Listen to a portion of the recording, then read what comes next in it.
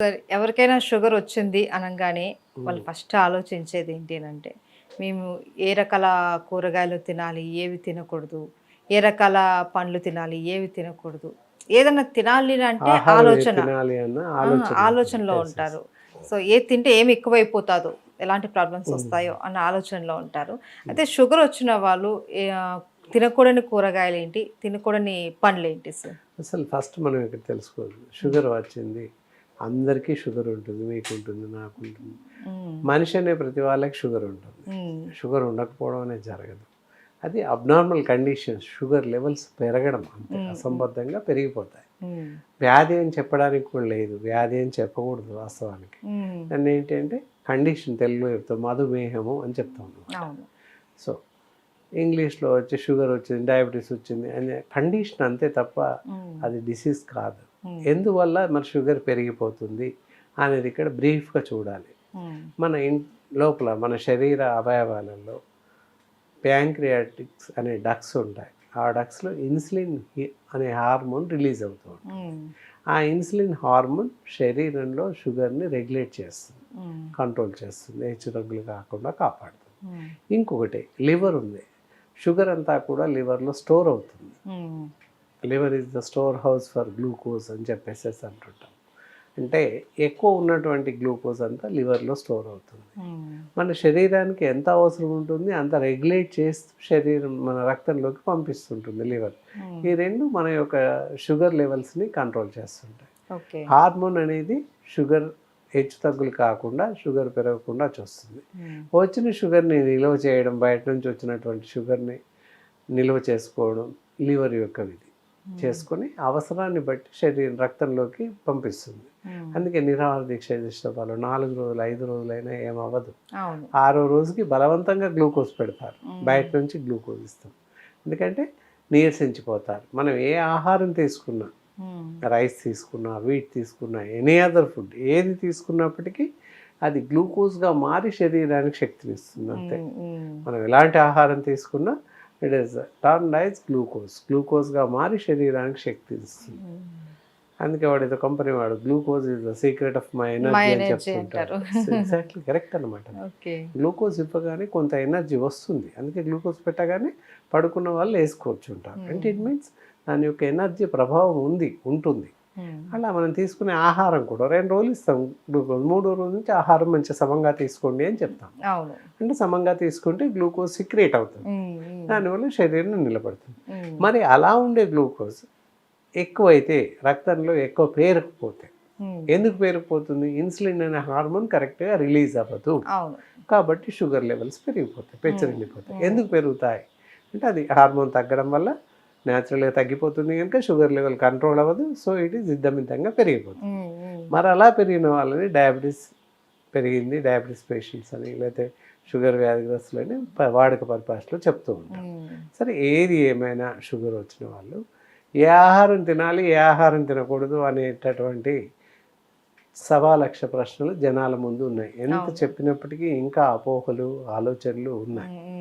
కొంతమంది భోజనం పూర్తి మానేస్తారు, కొంతమంది ఒకే టైప్ రైస్ తింటారు, కొంతమంది పళ్ళు ఏం తినాలి అని పళ్ళు మాత్రమే తినేవాళ్ళు ఉన్నారు. అలా కాకుండా సమంగా భోజనం చేయాలి. ఎలా భోజనం చేయాలి అనేది ఫస్ట్ పేషెంట్స్కి తెలవాలి. డయాబెటిక్ పేషెంట్స్కి ఉదయం అల్పాహారం ఏదైనా తినండి, టిఫిన్స్ ఏవైనా, ఇడ్లీ తినొచ్చు, వడ తినొచ్చు, పూరి తినొచ్చు, ఏవైనా ఉప్మా తినొచ్చు, రవ్వ ఉప్మా, జొన్న ఉప్మా ఏదైనా మేబీ తీసుకోవచ్చు. మధ్యాహ్నం రైస్ తీసుకోవచ్చు, రకరకాల రైస్లు వాడుతున్నారు, మామూలు రైస్ కూడా తీసుకోవచ్చు విత్ వెజిటేబుల్స్, అన్ని రకాల వెజిటేబుల్స్ తినవచ్చు. నాన్ వెజిటేరియన్స్ అయినట్టయితే చికెన్, ఎగ్, ఫిష్ తినవచ్చు టిఫిన్లో కానీ భోజనంలో కానీ. మటన్ మాత్రం ఎవరు తినకూడదు. నాన్ వెజిటేరియన్స్ ఎవరైనా మటన్, ఫ్రాన్స్, రొయ్యలు, ఎండు చేపలు తినకూడదు.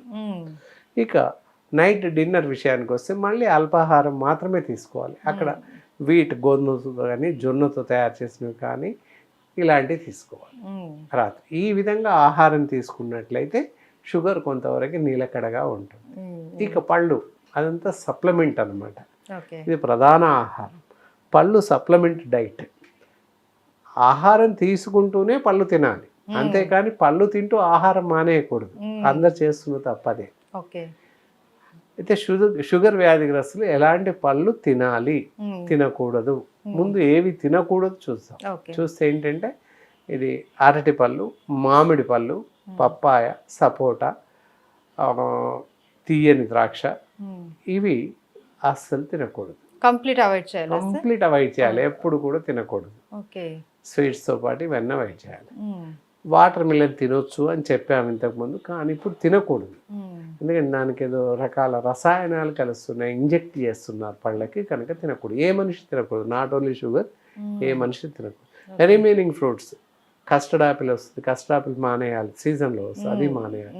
తినాల్సినవి చూడాలి. ఇక్కడ యాపిల్స్ తినొచ్చు, జామకాయలు తినొచ్చు. ఇప్పుడు సీజన్ అల్లం నేరేడు పళ్ళు వస్తుంది, అల్లం నేరేడు పళ్ళు ఇంకొక 1-2 months వస్తాయి. విరివిగా తినొచ్చు, 2 రోజులకు గుప్పెడు తినవచ్చు. తినవడం వల్ల షుగర్ నార్మల్ స్టేజ్కి వెళ్తుంది. యాజ్ ఎ రిజర్వేటివ్ కొంత పనిచేస్తుంది శరీరంలో. దాని యొక్క వాల్యూస్, పోషణ శక్తి శరీరంలో ఉండిపోతుంది. ఉండిపోయి షుగర్ని కొంతకాలం పాటు కంట్రోల్లో ఉంచుతుంది, ఇబ్బంది ఉండదు. అలా ఈ సీజన్లో దొరికేటువంటి అల్లం నేరేడు పళ్ళు విరివిగా తినవచ్చు. ఇంకా మిగతా ఇందాక చెప్పినట్టు జామకాయలు, యాపిల్స్, తర్వాత నల్ల ద్రాక్ష, ఇవి తినవచ్చు. అయితే సార్ కూరగాయలు ఏమైనా ఉన్నాయా సార్? కూరగాయలు ఆల్మోస్ట్ అన్నీ తినవచ్చు. ఎక్కడ ఏ కూరగాయలు మానేయాల్సిన అవసరం లేదు. ఈవెన్ దో క్యారెట్ కూడా తినవచ్చు. అందరూ అనుకుంటారు క్యారెట్ తీపిగా ఉంటుంది, షుగర్ పెరుగుతుందేమో. బీట్రూట్ తీపిగా ఉంటుంది, పెరుగుతుందేమో. లేదు, it will be improve ice, blood improve చేస్తుంది, కెరోటిన్ ఇంప్రూవ్ చేస్తుంది, కంటి శక్తికి పనిచేస్తుంది, ఒంటి శక్తికి పనిచేస్తుంది, స్కిన్ డిజార్డర్కి పనిచేస్తుంది, ఇవన్నిటికీ పనిచేస్తుంది క్యారెట్, బీట్రూట్. కానీ కనుక అవి కూడా తినవచ్చు. ఓకే. అయితే సార్ కొంతమంది అంటూ ఉంటారు, అరే నువ్వు స్వీట్స్ ఎక్కువ తింటూ ఉంటావు, నీకు షుగర్ వస్తుంది అని. అంటే షుగర్ లేని వాళ్ళు కూడా స్వీట్స్ తింటే, తీయని పదార్థాలు ఏమైనా తింటే షుగర్ వచ్చేస్తుందా సార్? రాదు. అంత అపోహనా? అపోహ మాత్రం. ఏంటంటే ఇప్పుడు ఒక 100 grams స్వీట్ తింటారు, మనకి ఎంత 80 to 120 milligrams per liter ఉంటుంది మనకు జనరల్గా బాడీ రక్తంలో. అలాంటిది మనం 100 grams స్వీట్ తిన్నామంటే 100 milligrams అంటే 1000వ వంతు. అలాంటప్పుడు యుద్ధమిద్దంగా షుగర్ పెరిగిపోవాలి. అలా ఎప్పటికీ పెరగదు. ఇందాక చెప్పాను కదా, హై షుగర్ మనకి శరీరంలోకి వెళ్ళగానే గ్లూకోజ్గా మారి లివర్లో స్టోర్ అవుతుంది, అంతే తప్ప రక్తంలోకి రాదు. సో ఇదంతా అపోహ మాత్రం. బాడీ మెకానిజం ఆ విధంగా తయారై ఉంటుంది. అయితే సార్ మనకు షుగర్ కంట్రోల్లో ఉంచుకోవడానికి ఇంటి చిట్కా చెప్తారా? మామూలుగా ఇంటి చిట్కాలు అని చూసినట్లయితే మెంతులు ఉంటాయి, అందరికీ తెలుసు. చట్నీలు వాటిలలో వాడుతుంటారు మెంతులు, కొన్ని రకాల పౌడర్స్ వాడుతూ ఉంటారు. అలా కాక మెంతులు డైరెక్ట్ రా తీసేసుకొని ఒక 2 teaspoons వరకు కప్పులో నానబెట్టేసి ఉదయం మెంతులతో పాటు నీళ్ళతో పాటు మెంతులతో మింగేసేయాలి, నమ్మి మింగేసేయాలి. అలా చేస్తే కొంతవరకు కంట్రోల్లో ఉంటుంది. అది వాడుతూ కూడా తప్పకుండా డాక్టర్ సలహా తీసుకోవాల్సిన అవసరం ఉంటుంది. కొంతమందికి మాత్రమే ఆ చిట్కాలు పనిచేస్తాయి, అందరికీ ఎల్లవేళ్ళలో పనిచేస్తాయని చెప్పడానికి లేదు. షుగర్కి అయితే ఖచ్చితంగా వైద్య సలహా, వైద్య పర్యవేక్షణ ఉండాల్సింది. ఇంటి చిట్కాలు కొంతవరకు పనిచేస్తుంది, కొన్ని సందర్భాల్లో పనిచేయదు. మనం చూసాం, అలాగే మెంతులు తాగుతున్నాను బాగానే ఉంది సార్ అన్నాడు, తీరా చూస్తే 250 మాత్రమే ఉంది ఆ వ్యక్తికి. సో అప్పుడు ప్రమాదం కదా. పోయిన నెల ఎప్పుడు 2 నెలల కింద చూసుకున్నాడు, బాగానే ఉంది. ఆయన చూసినప్పుడు ఎప్పుడు బాగానే ఉంది, మళ్ళీ తర్వాత పెరిగిపోయింది. సడన్గా ఓ రాత్రి ఎప్పుడో ఎక్కువ పెరిగిపోయి 400-500 అయితే బ్రెయిన్ స్ట్రోక్ వస్తుంది, లేదా హార్ట్ డిసీజ్ వస్తుంది, కొలాప్స్. షుగర్ వల్ల చాలా ప్రాణాంతకమైన వ్యాధులు వచ్చే అవకాశం ఉంది. ప్రతి దాన్ని ఇది దాన్ని ఎక్కువ చేస్తారు అనమాట. ఐసైట్ వస్తుంది, గ్లూకోమా వస్తుంది, డయాబెటిక్ రెటినోపతి వస్తుంది, డయాబెటిక్ నెఫ్రైటిస్ వస్తుంది, కిడ్నీ వ్యాధి, అలాగే డయాబెటిక్ న్యూరోపతి వస్తుంది, పెరాలిసిస్. ఇలా ఇన్ని రకాల జబ్బులు రావడానికి షుగర్ దోహదపడుతుంది, త్వరగా రావడానికి. కాబట్టి షుగర్ వ్యాధి వస్తే తేలిగ్గా తీసుకోకుండా దాన్ని అదుపులో ఉంచడానికి ప్రయత్నం చేయాలి. ఎప్పుడు నార్మల్గా ఉంచుకోవాలి. నార్మల్గా ఉంది అని మనం అలక్ష్యం చేయకూడదు. ప్రతి నెల తప్పకుండా మానిటరింగ్ చేసుకోవాలి, మందు వాడుతూ ఉండాలి. అది సహజంగా చేయాల్సిన. ఆయుర్వేదంలో తినుకున్న మెడిసిన్ ఏంటి? చాలా అద్భుతమైనటువంటి మెడిసిన్స్ ఉన్నాయి. అందరు అనుకుంటారు అలోపతి ఇంగ్లీష్ మందులు వాడుతున్నాం కదా, ఎప్పుడు వాడాలి, ఆయుర్వేదిక్ కూడా ఎప్పుడు వాడాలి, ఏం తేడా ఏముంది, ఏది వాడుతుంది అని చెప్పేసి అనుకోవచ్చు. కానీ ఇక్కడ అలోపతి మెడిసిన్ వాడడంలో శరీరాంగాలపైన, ఇతర అవయవాలపైన వాటి యొక్క దుష్ఫలితాలు ఉంటాయి. కాబట్టి ఈ అలోపతి మెడిసిన్స్ కన్నా కూడా ఆయుర్వేద మెడిసిన్స్ భారతీయ సనాతన వైద్య విధానం కనుక సో ఎలాంటి అవలక్షణాలు కానీ దుష్ఫలితాలు కానీ మందు రియాక్షన్ రావడం కానీ జరగదు. సవ్యంగా షుగర్కి మాత్రమే పనిచేస్తుంది. అందువల్ల ఈ మందును నిరభ్యంతరంగా వాడచ్చు. మధుర యోగం అని చెప్పేసి కనిపిస్తుంది. ఇది షుగర్ వ్యాధిగ్రస్తులు, మధుమేహ వ్యాధిగ్రస్తులు అందరూ చిన్న పిల్లల నుంచి మొదలుకొని పెద్దవాళ్ళకి. చిన్న పిల్లలని ఎందుకు చెప్పామంటే చిన్న పిల్లలకు కూడా ఈ మధ్య కాలంలో షుగర్ వస్తుంది. టైప్ 1 అనేసి వస్తూ ఉంటుంది. ఎందుకు వస్తుంది అంటే తీసుకునేటటువంటి ఆహార పదార్థాలు సరిగా లేవు, పుట్టుకతోనే ఆహారం దెబ్బతినిపోయింది. వాళ్ళకి ప్యారెక్స్లని ఏది పెట్టొద్దు అని కాదు, అందులో రకరకాల కెమికల్స్ కలుస్తున్నాయి, ప్రిజర్వేటివ్స్, అసంబద్ధమైన ప్రిజర్వేటివ్స్ ఉన్నాయి. వాటి వల్ల చాలా సమస్యలు తలెత్తుతున్నాయి. అలాగే ఇచ్చే ఆహారం కూడా, వాడు ఆహారం తినే వేళకి ఎప్పటికప్పుడు చేసి పెట్టలేక ఏదో ఒక తిండి పెట్టేసి బయట నుంచి మ్యాగీ తెచ్చి తినబెట్టడం, ఇలాంటివి చేయడం వల్ల, రకరకాల ఫాస్ట్ ఫుడ్ తినిపించడం వల్ల కూడా